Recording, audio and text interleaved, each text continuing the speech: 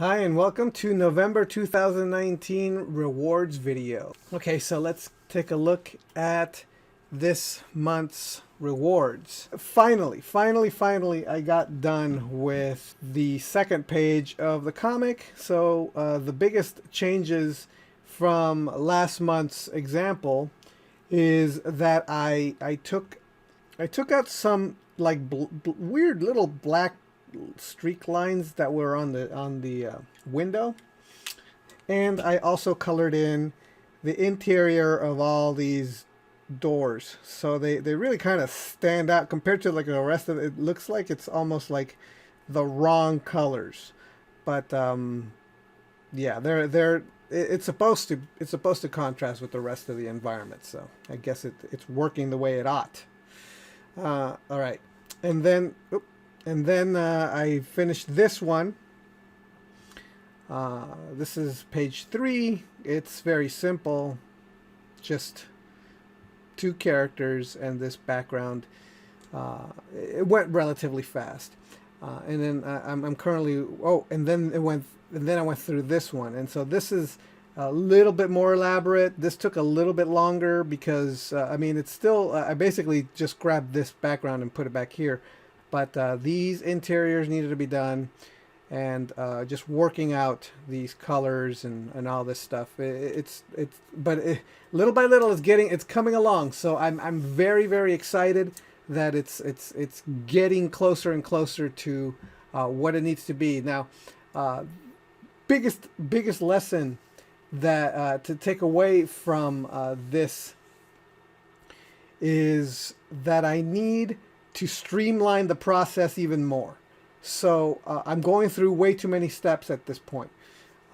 So I'm already working on ways to streamline the process. So far, if you notice the videos of these making comics, the process has been, and this is the last part of the process, if you've been following the videos, the process has been the roughing out and penciling. And then there's this second video where I'm lighting and flatting, and then there's this third where I'm coloring and adding all the details and things. I'm going the streamline has to be in the flatting and lighting part. So there will be a flatting, but not in the same way that I'm doing here. The flatting will only be there in order to help me draw in within the lines. Otherwise, I'm not going to break everything up into tiny little pieces the way I have. I'm actually going to, I believe I'm just going to straight up start coloring right away. So there might be a flatting and lighting, but it won't be in the same way. It'll probably be, I'll just very quickly do a fast lighting pass and then start going directly into coloring. And I think that ought to speed up the process even more, and it'll be way more fun for me too. All right, next up we have this month's postcard. So here we go. So here's the postcard right here. Ooh, it looks much more red in this video that I'm looking at right now, in the video. But this is the postcard. And these postcards are always, I'm always sweating these because of the method that I use. It's really quite sloppy, and I just never know how they're going to turn out until the very last minute. And this one was no exception. I'm happy with the way it turned out, but boy, the process it really does make me sweat. And this was done with first I used, I don't know if I have any here, like a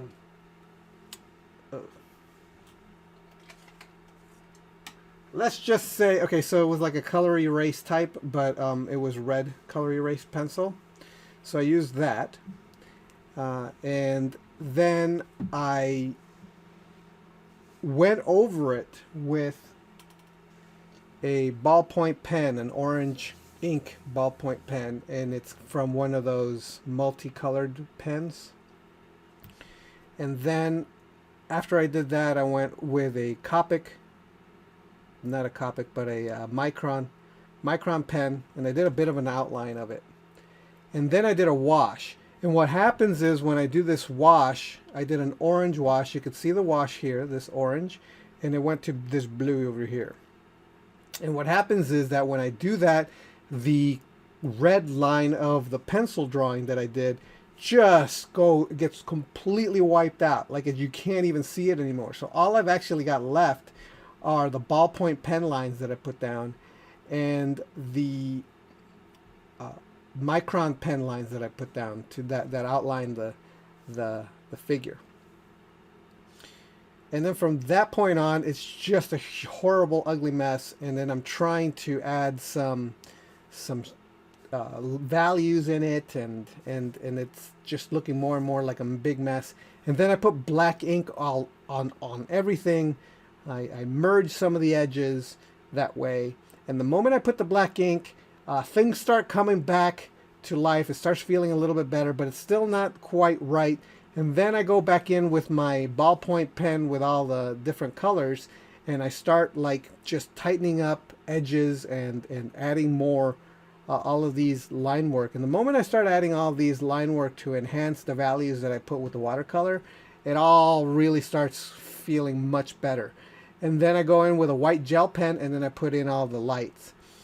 And the moment that happens, it's like magic. Like the whole thing just kind of comes together. So that's generally the process, but you gotta, it's very, very nerve-wracking process. But it's fun to do, but yeah, you're sweating it the whole time. And here's the thing about that. I think it's the reason why I like to do it that way, because I've found that if I ever come up with a formula that is safe, drawing gets boring. If it looks like it's all going to fall apart and you're doing nothing right, it makes it exciting, and it always makes me want to keep going back to it, trying to get it to work until I finally get a finished piece.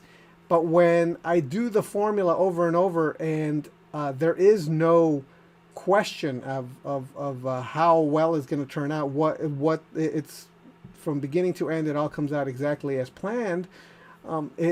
Every single time, it actually gets boring because there's no excitement. There's nothing for you to do. You're just by the numbers. It's very strange. You kind of want to have some kind of process where you're there is a seat of your pants kind of a feel. I just never really thought about it that way, or thought that would be the case.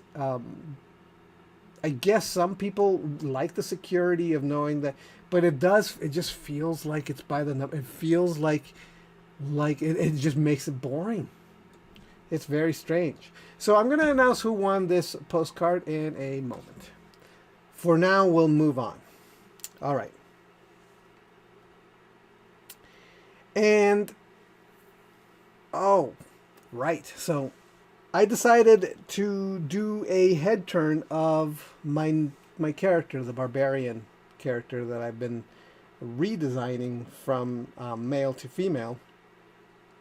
And I spoke about it in last month's video. And I needed to do a head turn so that I could really work out what her head would turn. And also, I decided to actually give this character a name. The original character's name was Rob.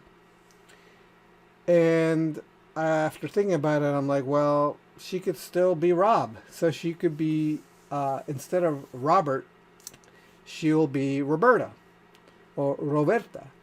And then I could just, so her name is Robbie. I'll just for short. So this is Robbie's character design. And the character design, the character's face here, there were decisions to be made when it came to the nose. How was I going to draw the nose? Originally, the idea was to make the nose a little bit more like an anime character where it's just the one front line that just kind of, or just barely, you barely see it. And but I do have a couple of versions of that, and I decided against it. So if the silver patrons, you're going to get the PSD file where you could see the other version of that nose.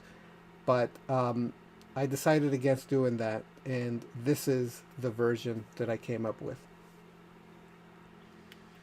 So here's the full head turn.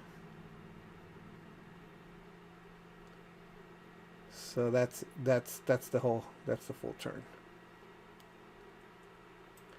So now I know what she looks like from all sides. I'm ready to draw her.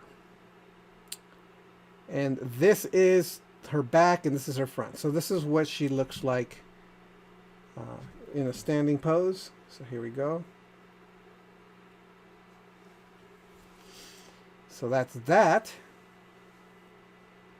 And okay, so this is the same sketch page from last week, except we've got these over here. So this is really why I'm including this sketchbook page, because I've added these 3 little thumbnails. So now that I had her character design, her design worked out, I decided that I was going to work out some thumbnails for a finished piece using her. And at first I was thinking that she could be fighting a giant snake, and so I have her in different poses this way, and then little by little I decided against it, mostly because the snake needed to be big and she's gonna be so small, and I may go back to this idea. I wasn't happy with any of the ideas that I was coming up with, and then I decided to work something else out. So now I'm doing something similar. It still kind of has a snake theme, only I'm using nagas. See, I even wrote nagas on here. So she's going to be fighting nagas, and I'm going and I've got her in, and she's fighting nagas in a parking garage, inside parking garage. And I got that idea because I take naps in my car in the afternoons at work. So I go downstairs to the parking garage and go take a nap in my car, and I'm like, oh, this place, probably a good place for a fight with nagas. Right? Because it takes place in the real world, or like in a modern setting. So I could walk somewhere and go, oh, I could picture this place being like this thing. So I actually took a few pictures, and I'm probably going to use that as a starting off point for this fight. And then here I have some other things that, see, it says dead giant spider. So I'm also thinking of having doing a drawing where she's dramatically standing on top of the body of a dead giant spider. So that's probably going to be picture number 2. And those are my sketches for this month. That's what I've been doing. That's what I've been up to, and these are the rewards for this month. Thank you so much for being a patron.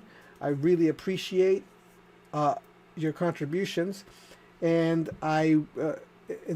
because they help me support my family. So hopefully by next month, let me see, what page am I on? I'm on page 4 out of 8.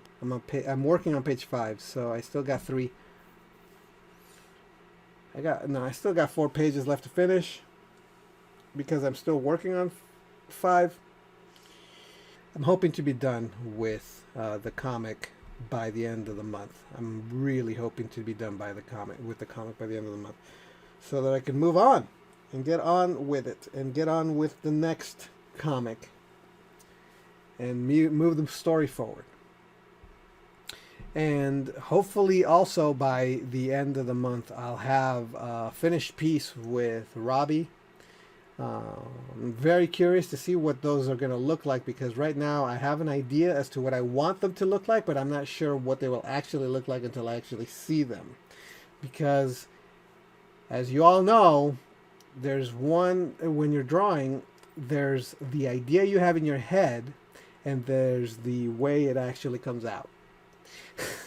And you kind of have to live with the way it comes out. And because the idea you have in your head isn't as clear as you think it is. Because if it was, you'd be able to just copy it. Also, for all of you who have signed up for the beta version of my drawing courses and have been able to go through it, the beta is still in beta because it's flawed. It's heavily flawed. When you sign up, there's this problem where you sign up and you pay, and then you don't get an email telling you that you're signed up and paid and you're ready to go, and where to go, and how to log in and all that stuff. It's just not working. People are like, well, now what am I supposed to do? I thought I already paid, and it's just a big mess, and that's why it hasn't gotten out of beta. And I've decided to abandon the software that I'm using for a different software, so that doesn't happen anymore. It's more secure, it's more direct, it's easier for me to do what needs to be done, and all those fixes, all those things are going to be fixed. And then I'm going to release, and then I'm going to take everybody that's already signed up, is already participating in the beta, and I'm going to transfer them over to the new course so that they can take a look at that and see how they like that and how much better it is, because there's other things that I didn't like about the way that the course was set up. And then once I do that, and run it through its paces and have everybody go through it and see how it's working technically, then I'm going to maybe go over and fix a few things. Whatever feedback I get from the courses, I'll fix, and then I'm going to release it. And depending on how well that does, I'm going to, well, even if it doesn't do fantastic and there's not people like dying for it, I'm going to start the next one, which is going to be level 2 course. And then I'm going to go directly to level 3 without having to write it out on the website, because people are asking me for that. And the problem that I'm having right now with, level 2. So the level 0 course is going to be ready to go, hopefully in a month or two. Then I'm going to record level 1, which is the stuff which is much more, getting a little bit more refined and a little bit more cartoon drawing stuff. And then I'm going to go to level 3, which is a little bit more professional stuff. And that's level 2. I'm sorry. 0, 1, and 2. Level 2 is going to be the professional stuff. And that's going to be a course, because people are asking me, where's level 2? Where's level 2? Where's level... I'm getting that all the time. And I was gonna say that one of the reasons why I haven't done any of the level 2 stuff is because every single one of the courses so far is getting exponentially more complex to explain, which means that I have to break it down even more than the first. So like the level 0 was the easiest. It's just encompasses it's just very simple stuff. Level 1 stuff took a long time to write because it dealt with even more complex stuff. Level 2 is going to be even more complicated, which means that I have to really organize and make sure that everything is even simpler and break things down even simpler. And I think the best way for me to do that is to record it first. And then once I record it and I do videos with the assets through the recording, then I could take the videos, transcribe them, take the assets, the artwork, break them down into smaller bite-sized chunks, and then do level 2 courses in small size, bite-sized chunks, as in posts on the drawing website. And that will take a lot longer to do. But the video courses will already be there, ready to go. Also, once I get all the course stuff working, it'll be much easier for me to actually record very specific one-shot lessons. So for like $5, you could buy a lesson on how to, I don't know, one of the things I was thinking of doing is adding color to a black and white painting. So you do a black and white value painting, and then I'll show you some ways you could add color to it and make it look good digitally. Stuff like that. That's just like, here's $5 to be able to learn to do that. And things like that. Whatever it is that people ask me to do, I could do one-shots that are like in-depth, because I do videos online all the time, free stuff that's not a big deal. But slightly more in-depth stuff on certain things would probably be a smart thing to do, especially like maybe an entire course on imaginative drawing from your head, drawing from your imagination, different lessons, how to remember things, how to memorize things, so stuff like that, like how to study things in order to draw from your imagination, stuff like that. So let me know if you're interested in any of that stuff and any ideas for things that you'd like me to record and see. But first, before I put all this stuff out, first I need to make sure that the level 0 beginning drawing stuff course is ready to go and working, and everything is, there's nothing wrong with it, because right now it's just a bit of a mess. So as soon as I get that working, then I'll be gung-ho doing more and more courses. Okay. And of course, all patrons are gonna get discounts. Depending on your level, you're gonna get discounted entry to all that stuff. All right. Oh, and before I forget, I have to announce the winner of this month's postcard, and that is Helena Ross. Helena Ross, you won the postcard for this month. I almost forgot to announce it, but Helena Ross, thank you so much for supporting me. That's enough for me. Thank you so much for being my patron. I really appreciate it, and I'll talk to you next time. Okay.